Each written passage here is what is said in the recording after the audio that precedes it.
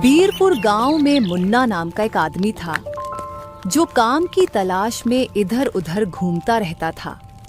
पूरा दिन काम न मिलने की वजह से वो बहुत परेशान हो जाता था। रात को जब वो थककर अपने घर जाता है, घर में घुसते ही उसकी पत्नी उससे पैसे मांगती है। अजी सुनिए, मुझे कुछ पैसे दे दीजिए, मुझे माँ को कल मेले में लेकर जाना है। क्या पैसे? मेरे पास तो खाने के लिए भी पैसे नहीं है। क्या आपके पास पैसे नहीं है? पैसे नहीं है कहने से घर का खर्चा थोड़ी ना चल जाएगा। मुझे नहीं पता, आप जाओ और कहीं से भी पैसे लेकर आओ। मुन्नी, तुम ही बताओ, मैं कहाँ से पैसे लेकर आऊं? जिनसे पैसे लेने थे उन लोगों ने पैसे देने से मना कर दिया। काश मैंने तुमसे शादी करने से मना कर दिया होता तो आज मैं सुख से रहती। जब से मैंने तुमसे शादी की है तब से एक भी दिन सुख से नहीं रही हूँ। कभी सोचा है तुमने, कभी मेरे लिए या हमारी माँ के लिए क्या किया है? आखिर माँ तुमसे इतना प्यार करती है, लेकिन कभी तुमने उनके प्रति बेटे होने का कोई फर्ज निभाया ही नहीं है।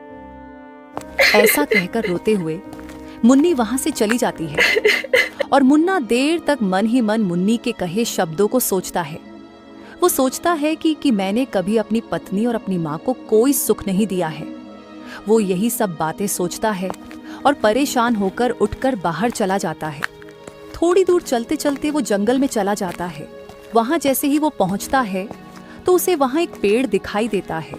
वहां पर एक लकड़ी की तख्ती दिखाई देती है जिस पर लिखा होता है सावधान, और नीचे लिखा होता है इस पेड़ को जो भी छूता है वो कंकाल बनकर ही रह जाता है। ये पढ़कर मुन्ना मन ही मन में सोचने लगता है, मैं भी इस पेड़ को छू लेता हूँ। इस रोज रोज की किचकिच भरी जिंदगी से तो कंकाल बनकर ही रहना बेहतर है।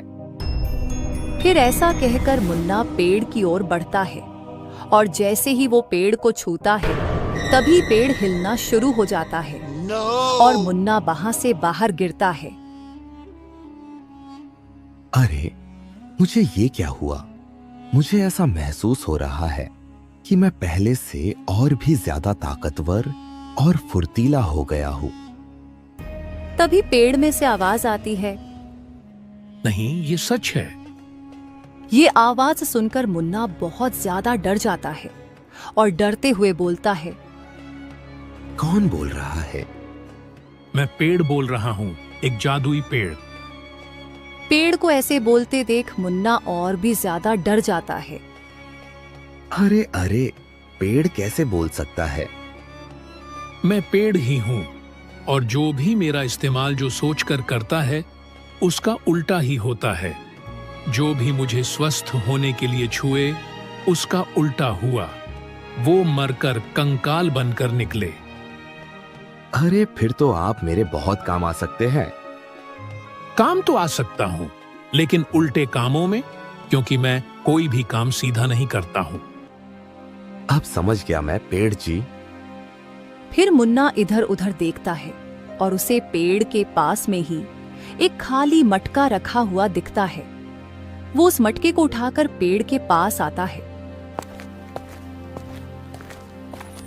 और पेड़ का कुछ जादू हंसते हुए उस मटके में चला जाता है। फिर मुन्ना उस मटके को लेकर घर जाता है। घर पर उसकी पत्नी मुन्नी रसोई में खाना बना रही होती है। मुन्नी, मुन्नी। अरे क्या हो गया? क्यों घर को सर पर उठा रखा है? मुन्नी, हमारे पास कुछ रुपए है क्या? क्या पागलों जैसी बातें कर रहे हो? मेरे पास फिलहाल रुपए कहाँ से आएंगे? और अगर मेरे पास रुपए होते तो क्या मैं रात को लड़ाई करती? अरे, 1-2 रुपए तो वैसे भी घर की औरतों के पास 2-4 रुपए तो निकल ही जाते हैं। हाँ, रुपए देखती हूँ। फिर मुन्नी रसोई में जाती है और 10 रुपए निकाल कर लाती है।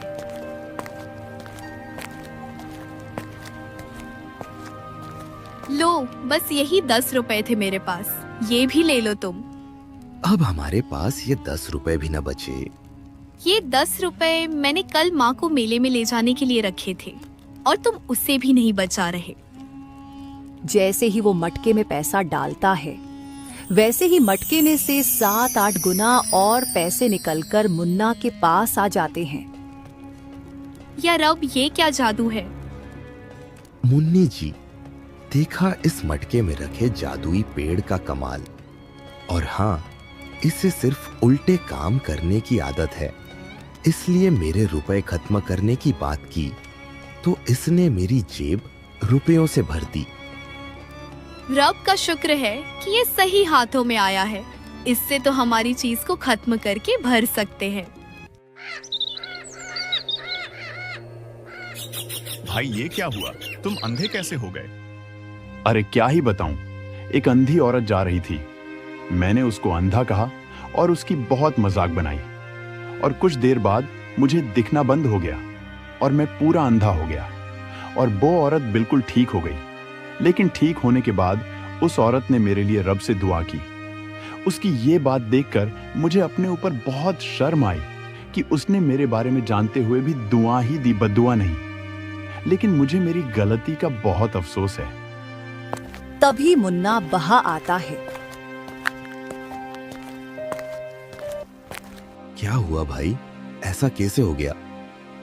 भाई बहुत लंबी कहानी है, बस सुना है तुम मेरी परेशानी दूर कर सकते हो। हाँ, रब के करम से मैं तुम्हारी परेशानी दूर कर दूंगा।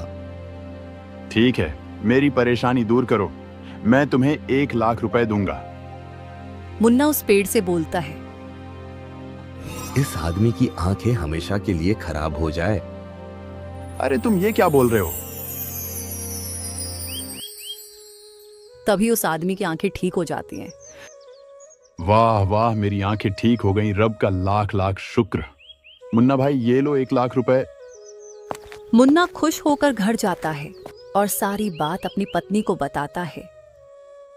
पत्नी जी, पूरे गांव में हमारी चर्चा है और फिर धीरे धीरे पूरे शहर में हमारी चर्चा हो जाएगी और लोग समझेंगे कि ये सब हम अपनी दुआ से कर रहे हैं।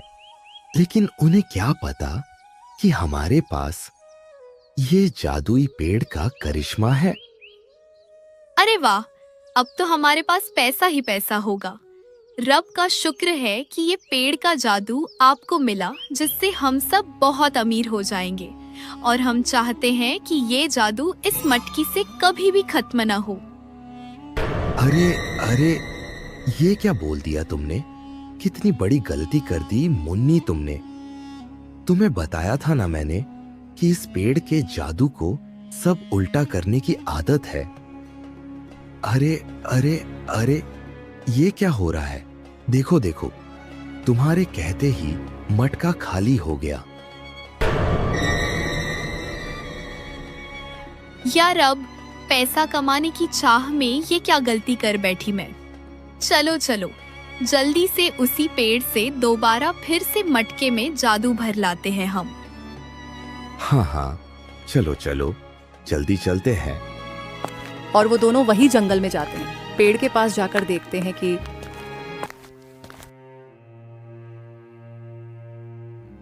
अरे अरे, ये क्या हो गया?